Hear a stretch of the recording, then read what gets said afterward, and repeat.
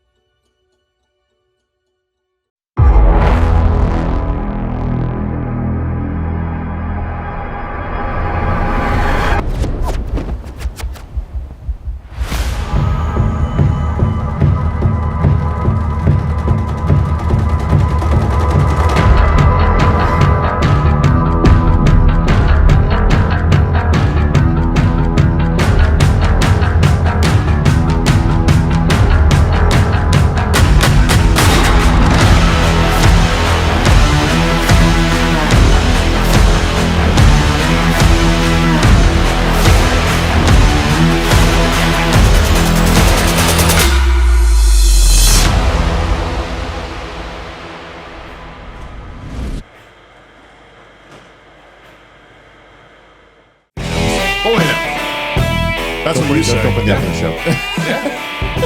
I won't say the show. But. Hey, y'all, welcome to CrossPolitic on the Fight Laugh Feast Network. Pastor Toby Chalk Knox. I'm the water boy, and it's really... This is the wrong music. Really good. It's okay. I'm so excited. It's okay. That's what I want hitting right now. We got Dr. Ryan Cole and Dr. Jay Bhattacharya in the studio, and if you guys... I'm just going to say this right now. You guys are like my COVID heroes. Come on, bro. For real. Come on, bro. We found you guys, I remember in March 2020, we started doing a show every day.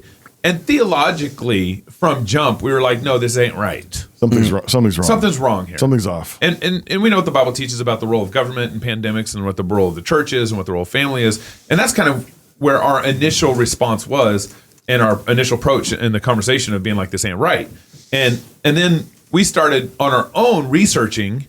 We read all the mass study. I never thought I'd read a mass. I didn't even know what a randomized control study was. And we started researching all these mass studies, pre-pandemic, because they all said that medical journals, randomized control testing, all that stuff. Masking does not work for the general population. And so that was kind of, we started reading all these medical studies, and then we started wanting, That's weird. Talk to somebody. We want to talk to somebody. We wanted to talk to people that had their head on straight and weren't being, cowed and by the medical industrial complex and of course the CDC and all that stuff. And so I can't remember how we exactly stumbled upon you, Dr. J. I remember. You remember? Yes, I was up late at night searching the internet for it when you still could search YouTube and find information. And I was just like, somebody who opposes COVID, help. Help. Yeah, and I remember I was on Twitter and I saw somebody talk about, you have to listen to this. This is really good. And it was an interview of you at Stanford. And I went to YouTube and I was like, oh, wow, I'm not the only one. Oh, this is such a breath of fresh air. It was like 25 or 23-minute interview. And it was just saying, hey, I don't think that we need to be locking down everything. And this is going to have economic effects. That interview changed my life. One? Yeah, because that one, I think got like 2 million views. It was crazy. I'd never published all I did was like write papers for a living. Yeah. Like, peer reviewed. I never went on TV, like maybe once or twice before. But it's like written op-ed. Stanford TV or whatever. Yeah. It's like college students filming you. No, actually, it was Peter Robinson, who's like this very famous. He was like a speechwriter for Ronald Reagan. I've known him forever because he works at Hoover and just we're friends. But he said, Jay, we were just having coffee. He's like, Jay, no one's saying what you're saying. We should just film you saying it. Yeah. And so that's what that short interview was like, and mainly it was just like I said what I didn't know. I didn't know what the infection fatality rate was. I didn't know. I mean, there was a lot that people were saying was true that I knew that they couldn't know was true. Right. Not that it was false. It's just they didn't have the evidence to say that it was true. Like what? Like what was it? The main thing is like at that time, this is like March 2020. I'd seen what had happened with the H1N1 swine flu. What had happened there was like there were all these like originally people were like, okay, it's a 5% death rate. That's what World Health Organization says, and there are all these studies that come out where they do studies of antibodies in the population. Now you could fight over whether the antibodies actually protect you. I think they do, but like whatever. But for sure, what it means is you've been infected and recovered. Right. Right. So you've had it. Yes, you've had it, and so they do these studies in 2009, and they find 100, 200 times more infections than cases. And I thought, okay, this is a really highly infectious disease. No one's done this study to say how widespread it is. And they're going around saying it's a 3% death rate. Yeah. Well, they don't know that. Right. No one's done the study. Why are they saying this, panicking the population before they've done the study? Man. All right. I've got to read this ad. We're just going to go. I just had a bunch of questions. We just went in. We just went in right there. But let me read the ad so I don't get in trouble with Garrison later. Jesus is Lord in public and in private, and in every area of life must be subject to his lordship. And our use of technology is no exception. What captures our attention on a screen either glorifies or dishonors our Lord. That's why accountable to you, that's the word accountable, the number 2, the word you, accountable to you is committed to promoting biblical accountability in our families and churches. Their monitoring and reporting software makes transparency easy on all your devices so you can say with the psalmist, I will not set anything worthless before my eyes. Mm-hmm. So guard against temptation with accountable to you and live for God's glory. And you can learn more. Try it for free at accountable2you.com/FLF. That's accountable2you.com/FLF. And another news, Accountable to You is actually hiring. They'd like you to know if you'd like more information and will be interested in relocating to beautiful Kentucky, which is not too far from the Ark Encounter, where we'll be hanging out. And they're going to be at the conference. And help fight against a lust-filled culture. Visit accountable2you.com/careers for more information. That's accountable2you.com/careers. All right. Now, before we get back into the conversation, we got to do proper introductions. Yes, you're right, proper introductions. Because not every day we have famous doctors on the show. Yeah. So Dr. Jay Bhattacharya, Professor of Health Policy at Stanford University, Research Associate at National Bureau of Economics Research. His recent research is focused on epidemiology. Before this pandemic, I couldn't even say that word. No. I mean, that's one of the things that this pandemic has done for us. We all say epidemiology now. Yeah, it's true. I was telling my wife that, Dr. Jay's in town. She's like, remind me who Dr. Jay is. He's an epidemiologist. And I said it to her like 15 times. And I feel like I'm kind of proud of myself, actually. I didn't get stuck in it at all. Anyways, he as he was just saying just a minute ago, really everything blew up during COVID, asking questions, asking whether or not these public policies were actually scientific, based on studies, reasons, this kind of stuff. Yeah. He holds an MD and a PhD in economics, both earned at Stanford University. To my right, Dr. Ryan Cole is pathology specialist in Boise, Idaho. He graduated with honors from Medical College of Virginia Commonwealth University School of Medicine in 1997. Has 23 years of diverse experiences, especially in pathology. And it says here you affiliate with no hospital. Yeah. Cooperates with many other doctors and specialists without joining any medical groups. He's board certified Mayo Clinic, trained anatomic and clinical pathologist, seen over 350,000 patients in lab. Whoa. And under microscope, 350,000. It's up to 500,000. I was going to say that number might be a little bit small now. Yeah. I've diagnosed 500,000 in my career. Yeah. You can find out more about him at Cole. He doesn't know what he's doing. Cole Diagnostics. It's only a half million. ColeDiagnostics.com is where you can find out more about Dr. Cole. Gentlemen, thanks for joining us on CrossPolitic. Great to be here. Thanks. In the flesh. This We've is had amazing. both of you on the show a number of times. And I remember how I found Dr. Cole too. I think we were we were looking for just somebody who was speaking up. That's all we wanted. We wanted someone who had a lab. Yeah, and not we were reading a lot of papers, but then it was like, okay, you start hearing there is this process called exercise. It's good for your health, and so if you do it, you actually will get better. And if you take vitamin D, vitamin D, right? Vitamin C, vitamin A, and zinc, and then you actually have an immune system that works. Nobody was talking like this at all, and out of nowhere. I actually don't remember what trace I found to get to you, but it was a talk I gave at the state legislature at the invitation of the lieutenant governor. Yeah. And it was a little lunchtime lecture. I thought I was talking to 100 people. So Was this in March or April? March of 21? Yeah, actually. okay. Yeah. And March of 21? Yeah. Oh, we actually found you before that. Oh, I was I was talking out in the community down in Boise before that, but that's the one that went to tens of millions of people. Okay. And that's the common sense one where everyone's like, wait, that just makes sense. I do remember that, and we showed clips of that on the show when that came out. But of course, I think you're right. I think we actually had found you before that. Yep. Probably because the newspaper, here's a lab. It was something because I remember doing emailing this. you and you didn't respond for like my first 3 emails. I'm like, I'm not letting up on this. yeah. And if He's in Idaho. By confession, at the moment, I'm 110,000 emails behind. I know how it goes. I'm not offended at all. Gabe has about as many probably in his inbox. Yeah. But But just hearing somebody say, you know what? Don't fear. That was one of the first Amen. things I remember you saying. Amen. Don't fear. Do your walk 20 minutes one way, come back the other 20 minutes, do it in the morning, take your vitamin D, particularly people of color because their skin tone doesn't allow the vitamin D to get in the absorbs same it. way. Correct, yeah. And so take your vitamin D, and you can even take a little more than probably what you typically would do, and you'll be fine. I remember you saying it like that. It was weird. I knew these things. I understand them, but hearing them from a doctor, right? And it just made me say, because nowhere on television was there any way you'll be fine. No. Run from everybody. Right. And it was afraid. ventilators at that point. Like, remember at the very beginning, they were like pushing ventilators. Yeah. Trump helped orchestrate how many ventilators in New York and all that. I mean, they were blowing up people's lungs with ventilators. Mm-hmm. And then Dr. Cole comes along and says, vitamin D and maybe the body that God gave you can actually fight off some of this. yeah.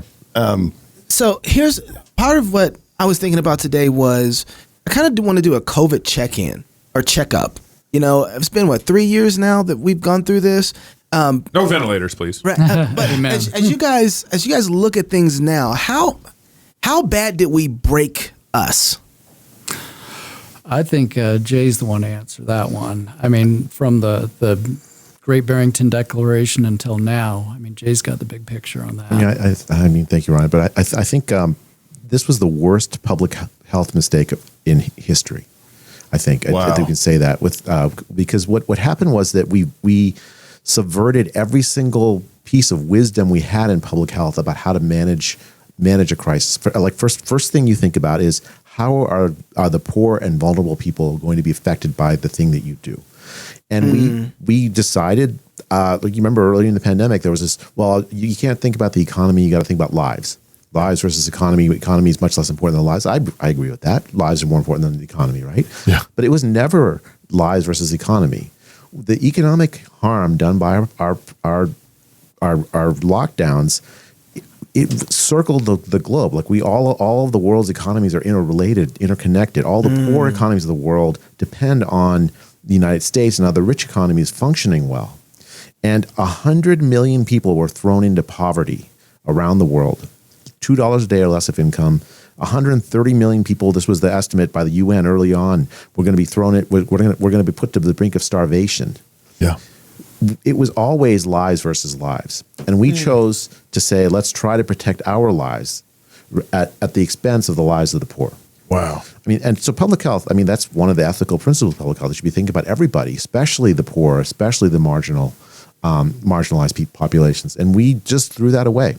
You're never supposed to fearmonger. You're supposed to, the response you have has to be evidence-based, has to be proportionate, not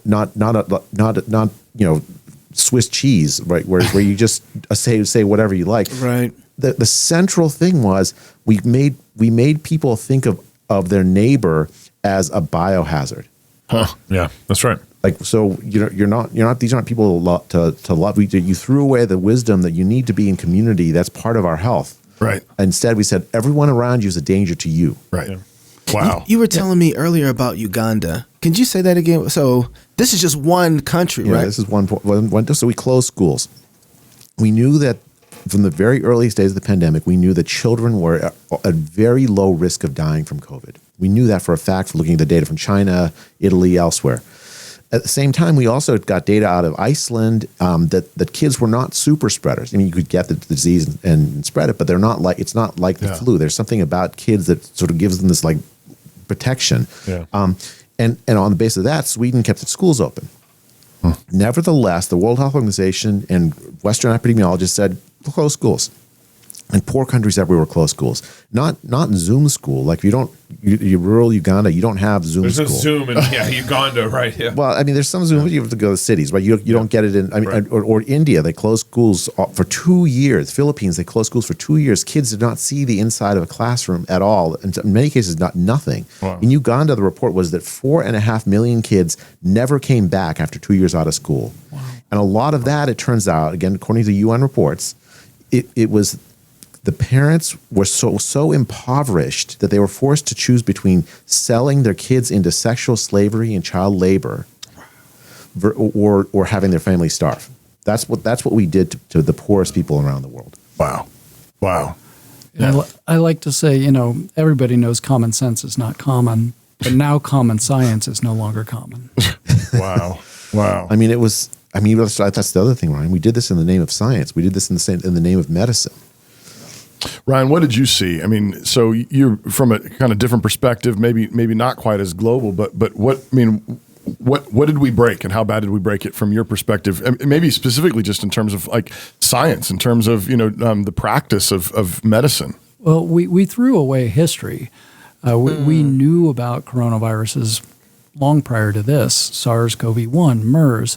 We knew the affected populations in those pandemics, and we threw away what we understood about virology and the immune system. And to Jay's point on the epidemiology, knowing that a lot of people had already had this before it ever really became big on the scene. And Dr. Iannides' study showed that the number of people that had already had COVID. And we threw away natural immunity. We threw away the fact that once you're recovered from a disease, your body has a degree of protection against, getting it again and or being as sick again. Obviously, we know variants came along or scariants or whatever you want to call them at this point. But scariants. Like we're going to scare you with the next one. Yeah. And now we're to the point where we have coldvid, not COVID. Omicron's a common cold for most people. Now, unfortunately, we took measures that affected the immune system and these investigational biological genetic products that were injected into a lot of people weren't without their risks and their bad outcomes. And we need to recognize that any new medical intervention is going to have potential harms. And so there are a lot of people now that are suffering. Was it the Zogby poll that showed out of 100 Americans, 15 out of 100 have a new medical condition after the rollout of the shots? Good news is 85 out of 100 don't. Bad news is 15% of billions of people is a lot of people. And so not recognizing the fact that people have been harmed, I think, is another drawback that we find ourselves in societally now. That's one thing we do in the laboratory in conjunction with my colleagues in Germany, Dr. Burkhardt and others. We've been documenting the harms of the injections and COVID itself as well. But it's unfortunate to Jay's point, where we're putting the poor and those who are in unfortunate situations into worse situations. At the same time, we're also sidelining people who have real life harm and real life human stories, loss of loved ones, etc., and not paying enough financial attention to their plight and putting the federal funding into researching after doing something so experimental, not researching ways in which we can help them. the independent medical community has stepped up and is doing so. But it's really unfortunate that the federal funding isn't being put in that same direction to the degree that it should. Yeah, but I'm not surprised about that. I'm not surprised at all. That you mean the private sector is actually stepping up and doing its thing? Yeah, I'm not surprised. I am. So I want to ask: is there any way to fix some of the problems that we've seen with, particularly economically? When you speak of Uganda, and January 2020, no parent is thinking, I'm going to have to sell my child off into sex slavery because of a pandemic that's coming up that's going to stop. And that's going to be our only two options. No parents think of that in January. But now it's 3 years later, COVID's over. Is there any way to remedy or fix that problem? I mean, there's some things you can fix and some things you can't fix, right? So like I think, for instance, in the United States, there are tremendous number of children who are years behind. And we have to like work to fix that. Like but the key is you just lower the standard, like the CDC. That's a good idea. Oh, so you didn't meet your milestone at this age? We'll just shift the milestone 6 months. That's what I'm afraid. Yeah, of. that's not fixing it. And then there's like medical problems that were we delayed cancer screening for years. We said don't go get your cancer. I mean, so that means women are showing up with breast cancer that should have been identified as early stage. So you can fix some of that stuff. Some of the stuff is just broken. I think the fundamental thing to me is what lessons have we learned? Yeah. If there's another pandemic, will we do the same thing again? And I have to tell you, I am not optimistic at this point. The people that essentially designed the policies that we followed, they're giving themselves awards. They're giving commencement speeches, and they're like patting themselves on the back as if they were success. You do know what an elephant is. It's a mouse built to government standards. And that's and that's the problem we have, is we have all these agencies that are so bureaucratically entrenched that the foresight, and I agree with you, I think what we need to do is not repeat this. But everybody, to your point, is patting each other on the back saying, great job, team. The Biden administration put out a plan for the next pandemic. They announced it. They said, okay, the next pandemic, what we're going to do is we're going to even more rapidly develop vaccines. Within 130 days of the identification of the virus or the pathogen, we'll have a vaccine. And so my question, I have lots of questions about this, but like I said, like first is like, how do you test a vaccine in 130 days? Even if you have the product available immediately and you start to like manufacture it, you have to actually still run a randomized trial. Like once upon a time in medicine, that's what we used to do. How long would that randomized trial last? I mean, for this vaccine, 2 days. Yeah, I think so. Like we had 9 months to develop the vaccine, essentially, which is that blew my mind. That's something I got wrong at the beginning of the pandemic. I thought it would take years. But you only followed patients for 2 months in a 9-month trial. And then you threw the placebo group away. Yeah, afterwards. I mean, not you, worked. but the government threw the placebo group But the point is that let's say magically we have some vaccine available. They magically test it within 130 days. Well, what do we do during those 130 days? Well, we're going to lock down again is what we're going to do. We're going to scare the living daylights of the population again. 4 months, 4.5 months is the plan of in effect. Now they didn't say in the plan lockdown, but that is exactly what they will do. You shut up. But and this brings up a great point. This brings up a great point, Jay, because what should we have done? And focus on repurposed medications that could be efficacious against the virus. No, we were those are horse paste. I don't know. I love Joe Rogan's response. Like, I can afford human medicine. Right. But that, I mean, that's a great point, though, is there's entrenched pharmaceutical regulatory conflicts of interest that say, well, a vaccine is the only answer in a pandemic. I mean, I think it should be an all of the above approach like that. So to your point about Ryan, which I completely agree with, the question is, in 2020, why did we not have as much effort put into doing randomized studies for cheap repurposed drugs? Because that would help not just the United States. Right? If you have cheap drug that you find works, helps the poorest of the poor everywhere, because it's rather than some expensive drug that only rich countries can get. That's right. Right. So you do an all of the above approach. We have Tony Fauci sits on $10 billion of money. Why didn't he put that to testing a huge number of potentially useful repurposed drugs. Because that that a would be rhetorical moral question? and ethical. That's a rhetorical question, right? Well, it's the other thing epidemiologically, like from a public health point of view, identify who's vulnerable, Correct. right, and then morally work night and day to protect them. That's the most important thing. The people who are least vulnerable in this case, it was young people. Don't scare the living daylights out of them. That disrupts their lives, harms them. 1 in 4 young adults in July 2020, according to the CDC study, seriously considered suicide the previous month. 1 in 4. Wow. In the United States. So you mentioned earlier me and Dr. Dave been driving around North Idaho together jealous of that. and been debating and fighting one another in the car. We have. That's a normal conversation with yeah, me. Gabe, that's all Gabe does in the car. It's been a lot of fun. But you mentioned earlier that you don't think the shutdown by the leadership, Fauci, so forth, was malicious. And I would say He's a nice guy. I know. I know. This is a good soul. I would say I don't think the shutdown by Governor Little was malicious. I think he's just uninformed and going with the pressures that were on him. But to me, the shutdown from Fauci, Birx, kind of that sector of the shutdown, I think it was intentional and malicious because you had Fauci saying, "Oh yeah, just in March." Beginning of March 2020 saying like, oh, masks don't work for the general population. And then 3 months later, he's like, oh, we all need to wear masks. And then later on, he says, yeah, it might do you good to double up masks. Remember, he even said that. Yeah. And then at one point, he's talking about maybe even wearing goggles. Remember the goggles? We did a show. J. We opened up a show Dr. where we were J. all wearing goggles on the show. Come on, Dr. J. You can't be that nice.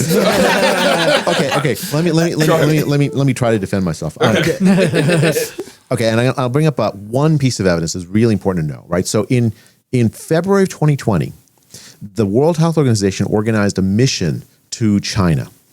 And you can read the FOIA documents, Freedom of Information Act requests documents, and it's really interesting. Like the U.S. NIH was dead focused on making sure that Tony Fauci's deputy, Cliff Lane, got to go on this trip. There are all these like emails between the Chinese embassy or State Department, whatever their State Department is, to make sure that in the World Health Organization, to make sure an American's on the trip. So Cliff Lane goes on this trip, Tony Fauci's deputy, comes back and writes an email to this epidemiologist at the World Health Organization saying, look, what China did worked. Now, what China had done in January 2020 was lock down. Locking people in apartments, wouldn't let them out even if the building was on fire, that kind of lockdown. Which happened. Yeah. And yes, I don't want to live in that world. It worked. We burned up all the COVID people. And this email is chilling. It says, albeit at great cost. Yeah. Right. And Wow. the rest of the world has a very difficult set of decisions to make. It should involve more than just the people in this room. That's the content of the email. The World Health Organization's mission concluded that the Chinese authoritarian power was the way to improve public health in the world. And then at the same time, you have in Italy, you have all these bodies lined up, cathedrals. People are panicking. The Italian healthcare system's overrun, which baseline is overrun, but that's another thing. Yeah. And so you have this like contrast that transformed the minds of so many people in public health. Like in February 2020. Tony Fauci is a reasonable man. He sounds like he'd written the Great Barrington Declaration in February 2020. Wow. You read these op-eds in Washington Post by people who later become fierce lockdowners, and there's just it could very well just be the Great Barrington Declaration saying let's identify vulnerable people, don't fearmonger, don't disrupt society, make sure kids go to school. All of that was part of the standard plan as of February 20. What transformed it was people truly were convinced that the Chinese way was the right way. Well, that's their first mistake. We looked at the communists and thought, good idea. Like, when did we start saying, you know what, totalitarian government? That's the way.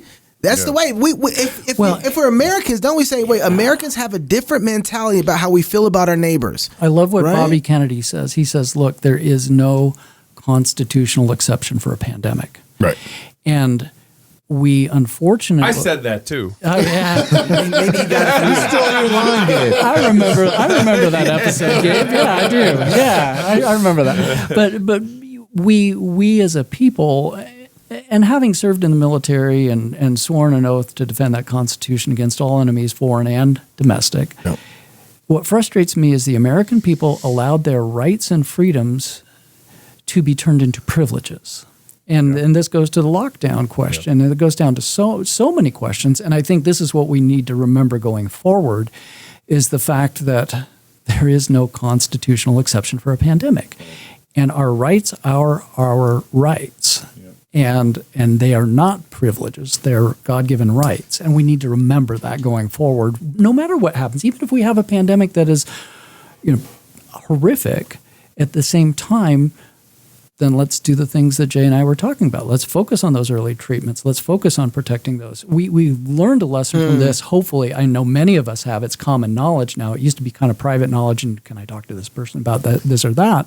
But now we have this common knowledge of, hey, fool me once, shame on me, but fool me twice. Yeah. You ain't gonna fool me again. Shame on you. You know what I meant. Yeah, no. I did a little Bushism there. And got my Hello, America. I got my So strategery.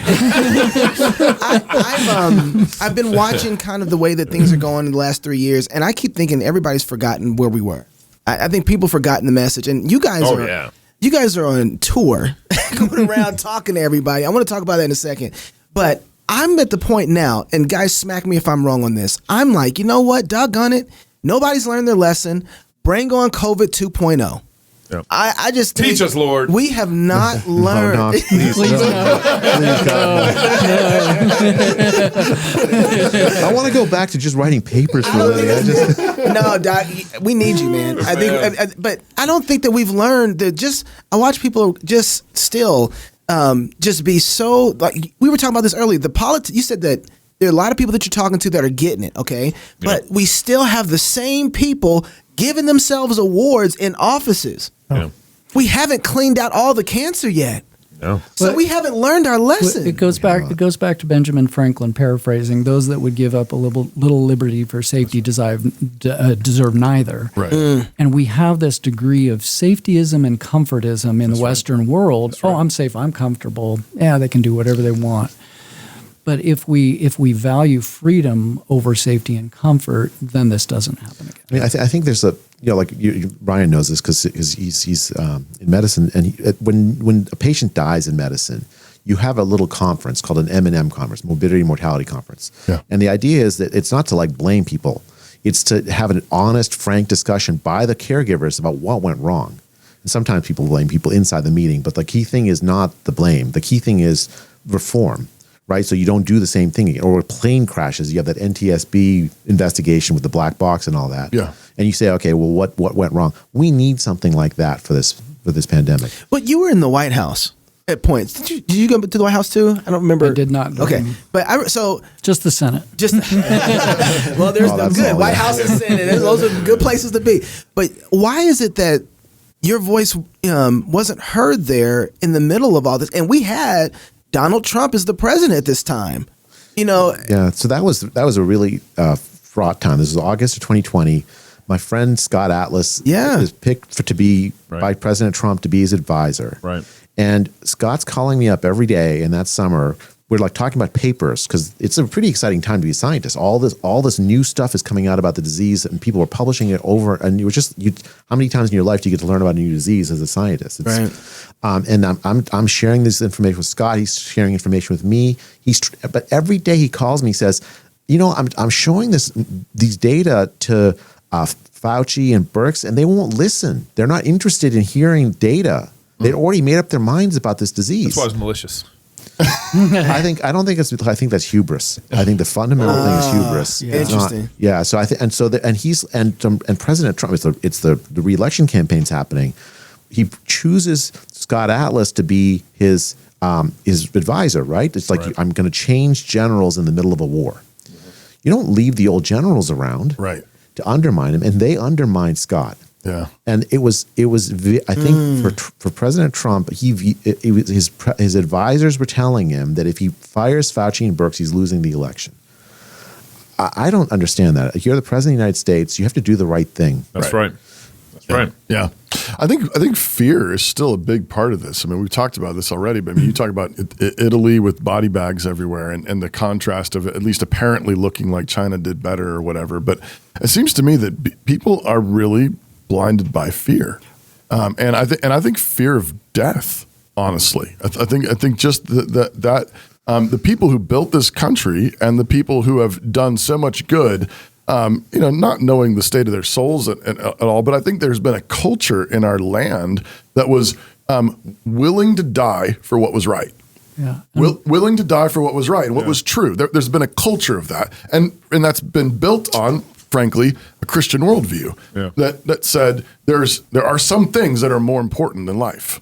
Truth is more important. Freedom is more important than life. It's like one of the things I've admired about Dr. Cole and about Ryan is that he's willing to give up everything to say what he sees as true. I mean, I think that's in order to say what we did is wrong during the pandemic, you had to do that.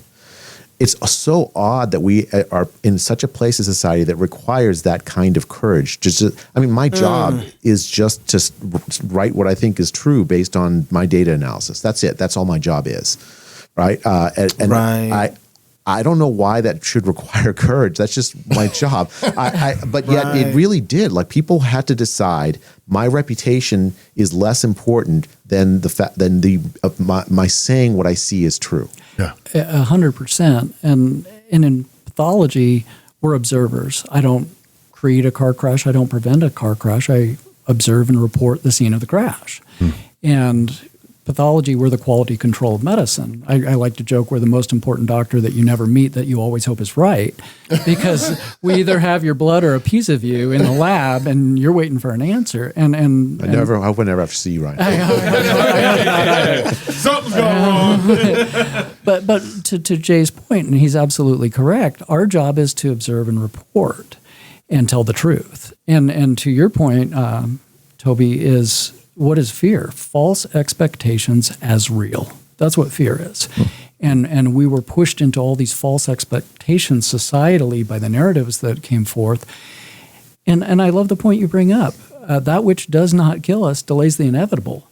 And so having this zest for life and living life, no matter the risks, instead of living that life of fear, live a life of joy and purpose and meaning. Because if you're lucky enough to get 20 years, awesome. If you're lucky enough to get 85 years, awesome. And what we've seen, I like to say, the moment you stop learning or the moment you lose your curiosity is the moment you die. And so societally, what's happening is we're seeing people die at 25 but not be buried till they're 85. And so we've lost this curiosity and this critical thinking within our society. And it's so important to say, look, I've been blessed with a new day of life. The biggest swear word in my home raising my 6 daughters was, I'm bored. 6 daugers. Yes, 6 daughters, yes. I'm daughters, bored. yes. 6 daughters and they're bored? But that was the swear word, because I'm like, this amazing gift of life that you have, and you have this one opportunity at life to make it amazing. I like to joke, knowledge is my drug of choice. And the opportunity to have a new day of life is to learn something new or to do something good in the world. And we've lost that. Yeah, that's really good. That's beautiful. Talk to us about what you faced. So, I mean, you've been through the ringer here, and I haven't kept up with it all. I've seen little things here and there. I haven't kept up with it all. We got kicked off YouTube. I don't know if that matters at all. Yeah, no, well, and Jay, has gone through a lot of that as well, just in terms of the censorship. I like to joke, look, if you want to know the real science, follow the silenced. And that's where we are societally. But I spoke out early on, yes. I'm a common sense doctor, a lot of years of experience, background in immunology and virology, PhD work, which I dropped out of my PhD when my first daughter was on the way. I figured I didn't need to be a doctor like Jay. but so really. Just being a doctor was okay. But anyway, I think, when I spoke out, I could immediately see the pushback from the media. Local newspapers down in Boise attack me, and then all the wires pick it up and put it around the world. So the first thing that society does is try to, like Jay said, destroy your reputation. and I'm confident in the science. I'm still waiting for the apology from the media. I'm not expecting it to come. Yeah. It's right behind Tucker's, I'm sure. And then my professional society didn't like what I was saying, so they removed my fellowship without notification, Are without you a hearing. serious? Yeah, the College of American Pathologists, and Jay and I were talking about this. I'll be looking at certain lawsuits against large organizations. I don't know how fruitful those will be, but at the same time, there was a narrative behind all of this.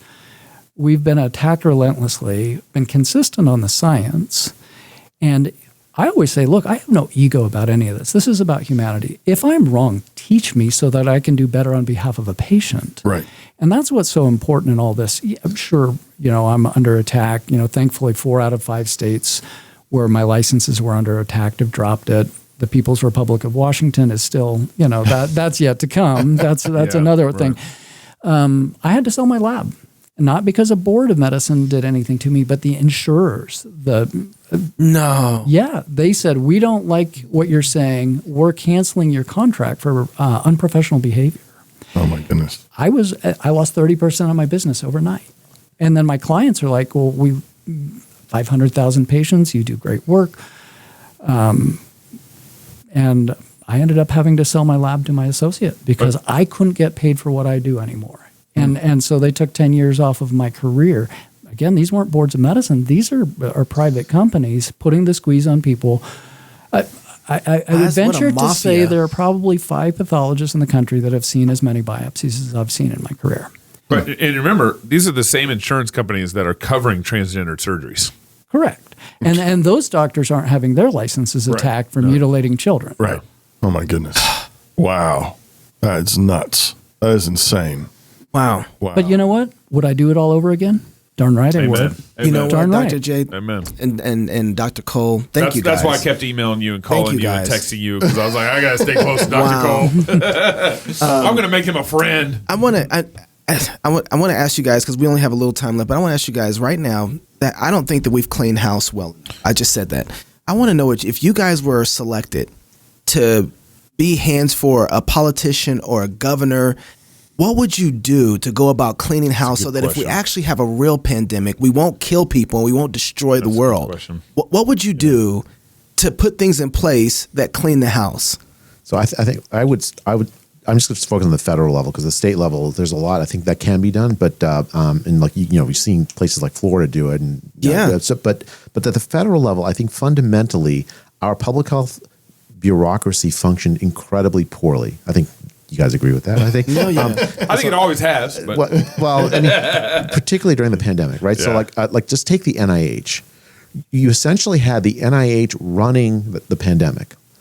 But why, right? So we have a CDC. The CDC is our public health authority, not the NIH. Why did Tony Fauci at the NIH effectively run the pandemic? That had a lot of consequences. So like he controls a whole bunch of federal money. He and Francis Collins control an enormous amount of money that determines the careers of scientists.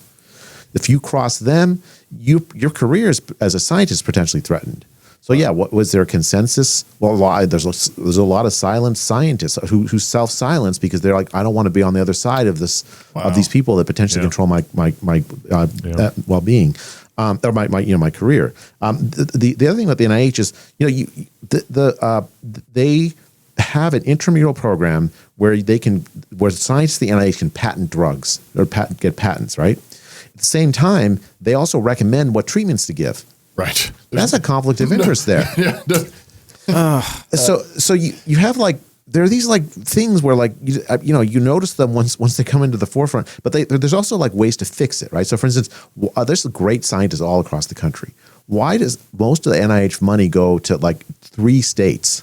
What I would do, let's have 7 regional NIHs, and they'll be in competition with each other. Science works best when there's competition. If there's going to be one Tony Fauci, let there be 7 fighting with each other. So there won't be one person that will come up and say, I am the science. Right. You'll have, if you're going to have an NIH, have it dispersed. What the FDA is captured by pharma interest. And in fact, pharma pays for the FDA's operations for 30-40% of the operations are pharma funding.